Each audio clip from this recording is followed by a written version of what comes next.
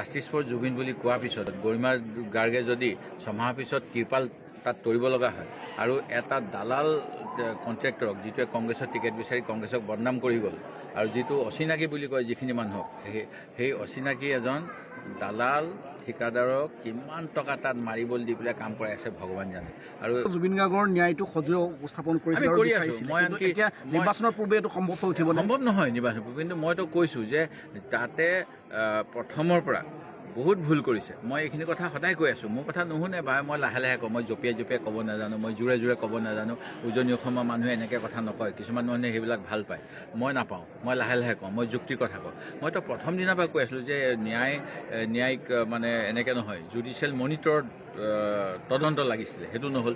CBI তদন্ত লাগে, সেইটো নহ'ল। তেওঁ এতিয়া আছাম পুলিচৰ তদন্তৰ যোগেদি গোটেই বস্তুটো ঢাকি দিছে কিবা এটা। আৰু মই সেইকাৰণে কৈছিলোঁ যে ৰাজহুৱা নিৰীক্ষণত হ'ব লাগে।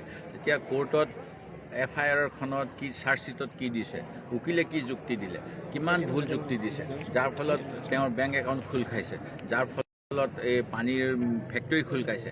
এইবিলাক কথা জুবিনক ভাল পোৱা অসমপ্ৰেমী আইনজীৱী, কোনোবা অৱসৰপ্ৰাপ্ত ন্যায়াধীশ, কোনোবা অৱসৰপ্ৰাপ্ত আপোনাৰ আৰক্ষী বিষয়া, এই সকলোৱে মিলি পেলাই দৈনিক পৰ্যালোচনা কৰিব লাগে যে কোৰ্টত আজি এইটো কথা ক'লে, এইটো এনেকৈ ক'ব লাগিছিল, এইটো ভুল কৰিলে, তেতিয়াহে জুবিন গাৰ্গে ন্যায় পাব।